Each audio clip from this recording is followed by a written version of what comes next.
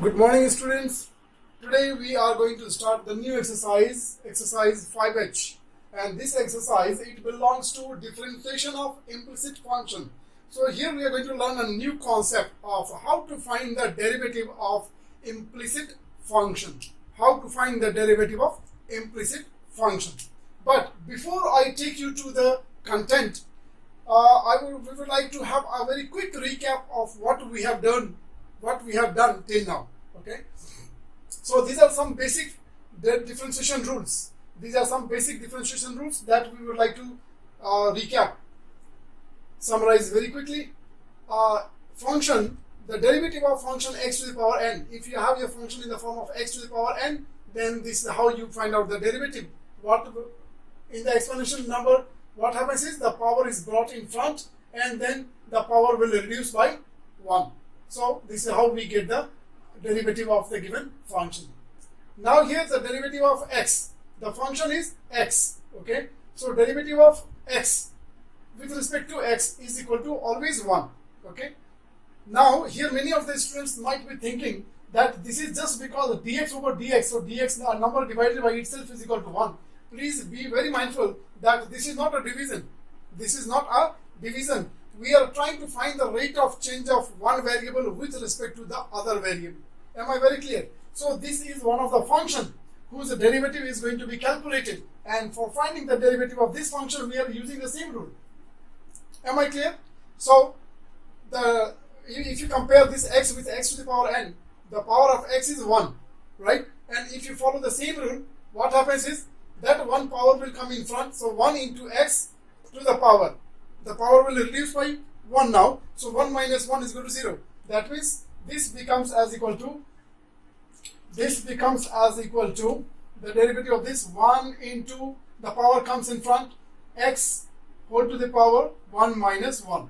Now this is equal to 1 into x to the power 0. So actually the derivative of this function is becoming like this much. Now you know that this is our exponential number in which the power is 0. And the exponential law says when the degree of any base is 0, the numerical value of that exponential number will turn into 1. And therefore 1 into 1 is equal to 1. Hope I am very clear. Next one is the derivative of a constant.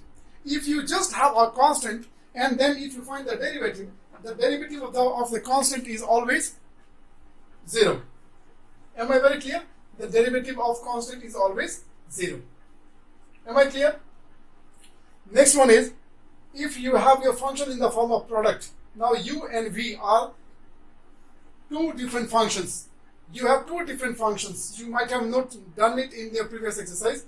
You have your one function as u and the function is marked as v. And then if they are in the form of product, then the rule of finding the derivative of such function is this. Okay? Where what we do is, the first function is kept silent and we find the derivative of the second one. And then plus, and then keep the second derivative silent and find the derivative of the first one. Clear? So one by one we are finding the derivative of the two. So when you are finding the derivative of u, the v is remaining silent. When you are finding the derivative of v, u is remaining silent. Am I very clear? Now in between the two there is a plus sign. So it does not matter that which derivative we are calculating first. So here the sequence is of no use, is of no meaning. Am I clear? Order does not matter. Now the last one is u over v. If your function is in the form of u over v, right? This is called as the quotient form. This is called as quotient form. When it is in the form of a division, fractional form is called as quotient form. So we have the rule for the quotient form of function also. In this case, you have to be very particular about the order. Like this, you cannot have any freedom. Okay. So here the rule is the denominator is kept silent, and first you find the derivative of the numerator, then minus sign, and then you keep. Now you have already calculated the derivative of numerator. So now you can keep that numerator silent and then calculate the derivative of the denominator. Clear? And then in the denominator you can have this as v square. V square. Am I clear? So these are the basic rules that we are following when you differentiate a given function. Depending on the type of function we use to differentiate. Am I clear?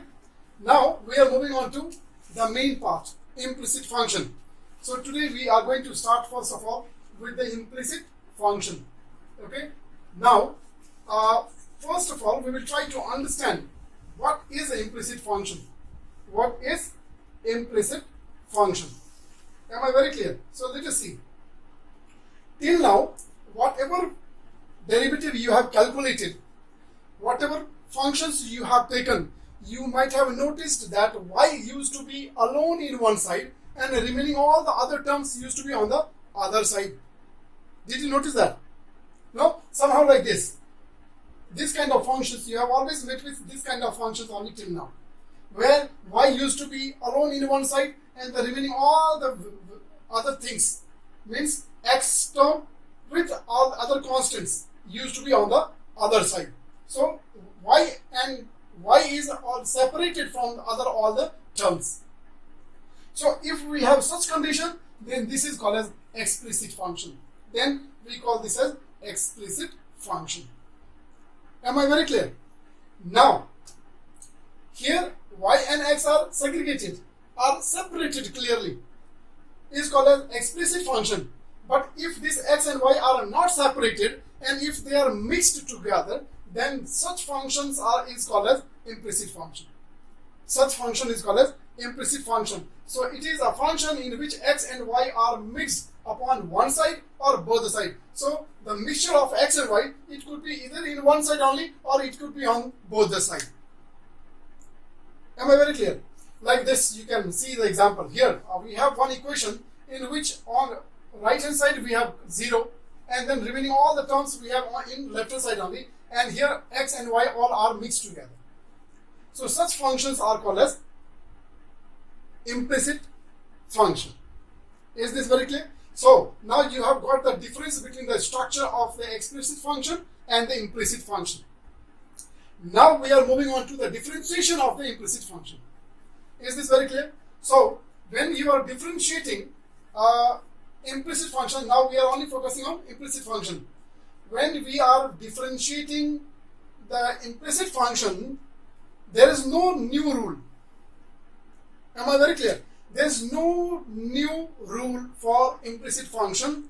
We will differentiate each and every term of this implicit function also by using the same rule.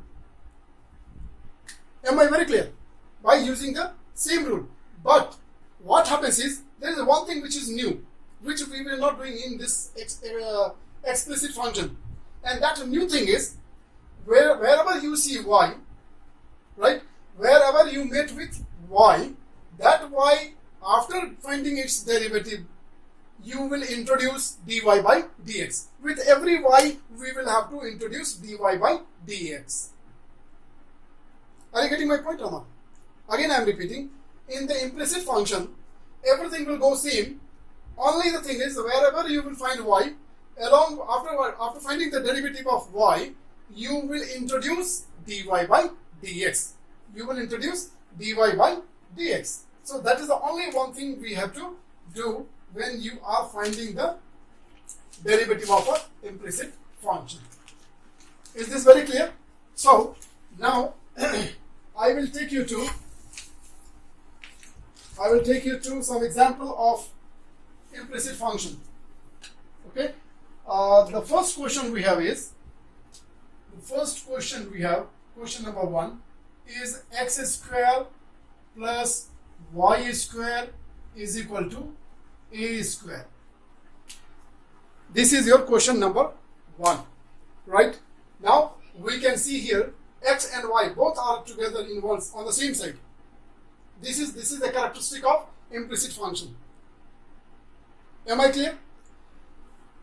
Now, before I start this question, I have a very important thing to share with you. Very, very important. In English alphabet, there are 26 letters, if I am not wrong. English teachers can correct me if I make any mistake, right? So, in English alphabet, there are 26 letters, right? Out of 26 letters, first 13 letters are to be used as constants, right? The first 13 letters, you can segregate, you can divide this 26 letters into two parts. So the first half, the 13 letters of the first half are used as constants and the remaining, the another second half of the English alphabets are used as variable. Am I very clear? Because in this implicit function, you will come across with many English alphabetical letters. Am I clear? So it's very important for you to know that which letter will be standing for constants and which letter will be standing for the variable, because we have to behave differently with constants and variable in differentiation. Am I clear? So with this, now we are going to start the solution of this question. So now we are going to start the differentiation. So let us differentiate both the sides. So differentiating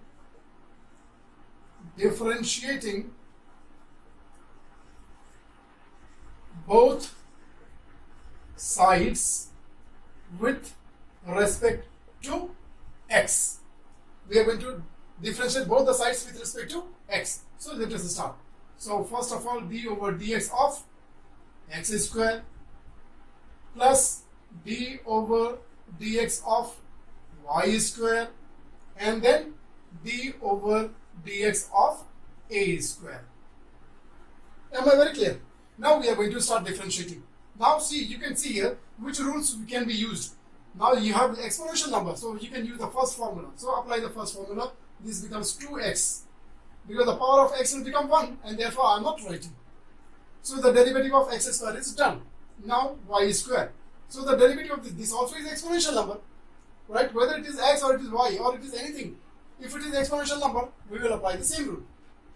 So this will be 2y. The derivative of y square is 2y. And what I told you is, wherever you find y, after finding the derivative of that y term, you have to introduce what? dy by dx. So now, after this is differentiated, we will introduce dy by dx. Clear?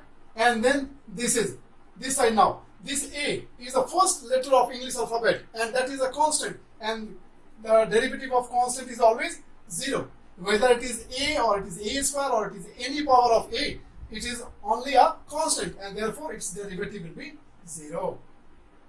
Am I clear? Now from here we can find the value of dy by dx, because we have to find out the derivative. So other than this, remaining all the things will go to the other side. So first of all, we are taking this 2x to the other side. You know the rule. When a term is taken from one side to another side, then there are some rules to be followed, right? Plus become minus, minus become plus, multiplication changes to division, and division changes to multiplication. So I am first of all taking 2x to that side. This is as it is, 2y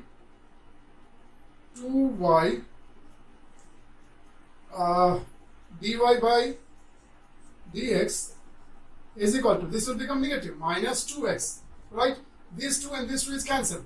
Finally, your answer is dy by dx is equal to minus x, and this y will go in the denominator, y. So this is your answer. Alright, now this is question number 2, right? Now, this question is little different, right? You can see here y is separated. Y is separated. So now it is up to you. You have choice. You want to do it by considering this as an implicit function, or you want to factorize this. You want to differentiate it by using your old methods. Okay. So one derivative quotient, one function can be differentiated in many ways, right? So after you finish learning all the methods, then you will have freedom. Choice will be yours. So for the time being, we are going to do it by using implicit function. So differentiating both the sides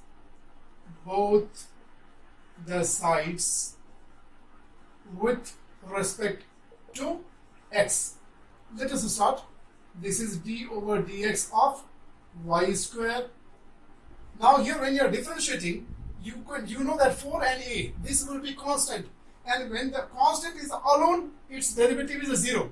But if that constant comes with a variable, it remains as it is. It remains untouched. So we will just not touch this 4a, and we will find only the derivative of the variable part, x. Clear? Now I am going to differentiate. So for this, we will apply again the rule number 1. So this will become 2y, right? And then because there is y, so we have to introduce?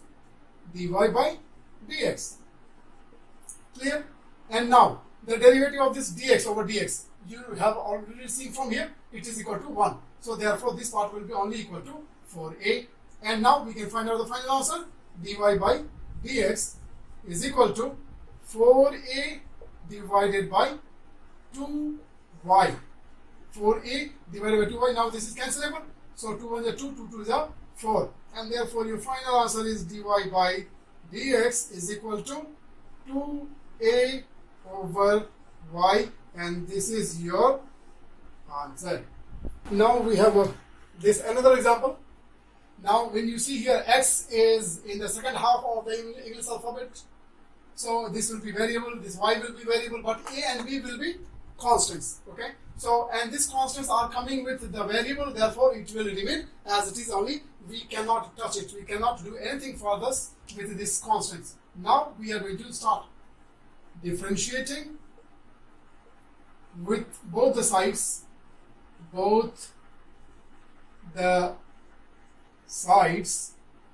with respect to x.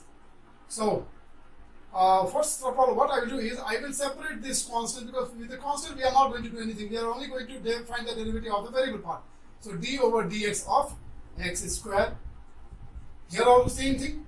1 over b square will be separated, and we will find only the derivative of the variable part, and this is derivative of the constant. Clear? Now this 1 over a square will remain as it is. Find the derivative of this one applying the rule number 1. So this becomes 2x. Finished. Now this is next part, 1 over b square. Now find the derivative of this part using again the same formula. So this will become 2y. Now after finding the derivative of y, I told you that whenever you see y, after finding the derivative of the y term, you will always introduce dy by dx. So we will introduce dy by dx. Am I clear? And then right hand side, this is constant, and you know that the derivative of the constant is always 0. So this is 0. Right? Now we will find the value of dy by dx. So first of all, we will take it to that side, and then we will calculate finally. So this is 1 over b square 2y dy by dx, right, is equal to, when this goes to the other side, it will become negative. So minus 1 over a square, and this is 2x. Am I clear? Now 2 and 2 is cancelled.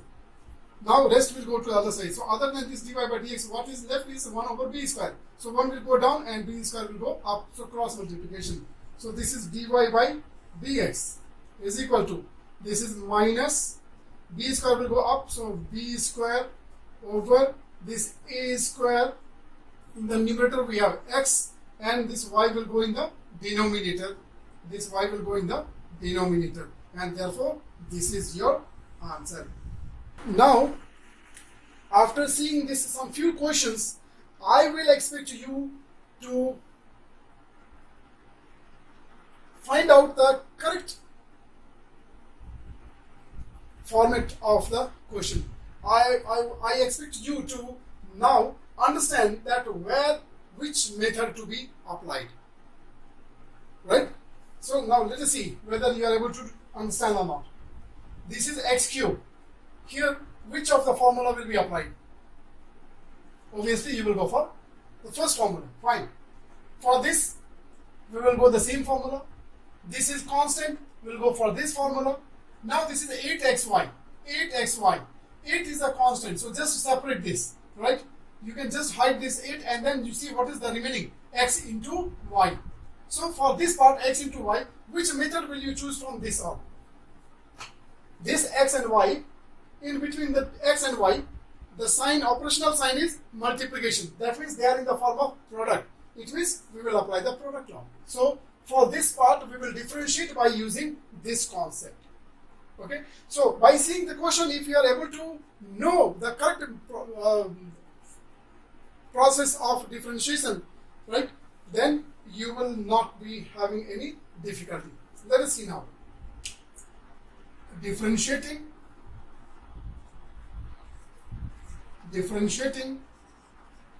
both the sides with respect to x. So start. d over dx of x cube. Now here first of all this 8 I will separate, then I will try to find out, write down derivative of xy plus derivative of y cube, and then last the derivative of constant 64. Now for this you can simply write, what will be the answer? 3x square. 3 will come in front and the power of x will reduce by 1. So from 3 it will come down to 2. This is done. Now for this 8. For this 2 we are going to apply this one, that is y, and we will have many terms, right, as a derivative of this part. So just use a bracket because this 8 is going to be multiplied by everything of this part. So I can say x derivative of dy by dx plus y silent derivative of x, right? This part is done now. Now this one, derivative of this 3y square, the derivative of y cube will be 3y square, and because there is y, so immediately we will introduce dy by dx. Clear? And this side will become equal to 0 because this is a constant and the derivative of the constant is always 0. Now we can simplify, we can open the bracket, okay? We can open the, simplify and open the bracket. This is 3x square, this will be 8x dy by dx, right? And this dx by dx will become 1, so only 8y. This is only 8y, and this is as it is 3y square dy by dx is equal to 0. Am I clear?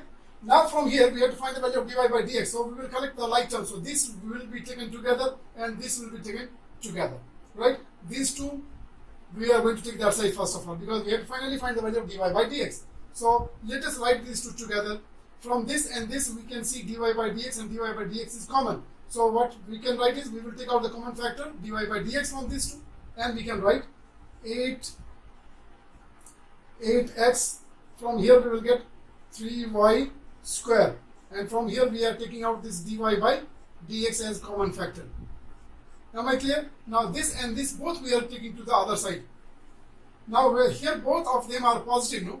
Both of them are positive. So when they go that side it will become negative. So it becomes minus 3x square and minus 8y. Am I clear? Now both are negative. Since both are negative, so if I take out minus sign common, now then this both will become positive. So if they are positive, we can write inside the bracket, this is 8y. Alright, now finally to find the value of dy by dx, this bracket has to go down in the denominator. So therefore, your final answer is dy by dx is equal to negative 3x square plus 8y divided by 8x plus 3y square. This is your answer. This is question number 7, right? In the beginning, I told you that English alphabet, 26 letters of English alphabet are equally divided into two parts, and the first 13 letters are to be used for constant, and then the another 13 letters are used as variable. So to know this is very important, because now you can see here this is a question where there are many English letters are used. Many letters are used, right? So for us it is necessary to know that which of them, which letters are constants and which letters are variable, so that we can find the derivative properly, correctly. If we don't know that which letters are constant and which letters are variable, then our differentiation, our derivative will never be correct. Is this very clear? So let us start this question. Differentiating both the sides sides with respect to x. So now when I am differentiating, I know this is constant, and constant with a variable, it remains untouched. So I will write it separately, and only I will focus on the derivative of the variable part, x square. Similarly here, I know this 2h is the constant. So 2h will be separate, and we will find the derivative of the remaining part, xy, and the remaining is xy. Now for this part, this is b constant, and then we will have the derivative of the variable part. Then for this we will have 2g as constant, and we will find the derivative of only the x. Then for this we have similarly 2f separately, and we will have the derivative of y, and lastly we will have the derivative of constant, and this is equal to 0. Isn't it? You tell me, are you clear with what I have done? Now step by step. For this part, I can use formula number 1. So this is a, and this derivative will become 2x. Done. Now this is 2h. This is 2h. And then you are finding the derivative of the product form. That means for this now you will apply this method. Therefore, we will have two terms, and so I am going to use a bracket because this 2h is going to be multiplied with both those terms with the derivative of this. So x dy by dx plus y dx over dx. The derivative of this part is clear using the product law. Now this one plus b. The derivative of this one is 2y. Derivative of y square is 2y. And because it is y, so after finding the derivative, we will also introduce dy by dx. Clear? Now this is simply 2g. Because dx over dx is 1. This is simply 2f dy by dx. This is becoming 0, and this is equal to 0. Am I right? Okay. Now we are going to open the bracket. Okay, and then write. So this is 2ax, 2h x, and dy by dx. This into this. This has become 1. So this is only 2hy plus 2hy. This is 2by dy by dx. This is only 2g. This is only 2g. And this is 2f dy by dx is equal to 0. Right? Now after opening the bracket, you have got all these terms. Now when you see all these terms, you will notice one thing is every term has a common divisor. Right? And that common divisor is 2, 2, 2, 2, 2, 2. Right? So we can divide each and every term by 2. So this all will get cancelled. Am I right? Now this is one thing we've done. Now finally we are going to find the value of dy by dx. So we will collect all the dy by dx together. So this is dy by dx, this is dy by dx, and this also is dy by dx. So this dy by dx we are going to write together, right? In which we will take out dy by dx as the common factor. So now what do you get? From here you get this as hx. From here you get as plus by, and from here you get as f, right? And then from this we have taken out dy by dx common. Am I right? Now remaining term will go to the other side. So this ax will go to this side, will become minus ax, right? Then this hy will go to that side, will become minus hy, and then this g will go to the other side, will become minus g. Am I right? Now, since all these three terms are negative, so can once again we take out minus sign common so that all the terms becomes positive. right? And same time we will take this to the right side. So when this side it is multiplied by this, so when this is going to right side, it will go as a divisor. So finally your answer is dy by dx is equal to minus out. So this became positive ax, this became positive hy, this became positive g, and then in the denominator we will have hx plus by plus f. This is your answer. Is it alright? So this was some few questions on implicit function, right? Thank you for watching the video. Keep practicing and enjoy learning maths. Thank you.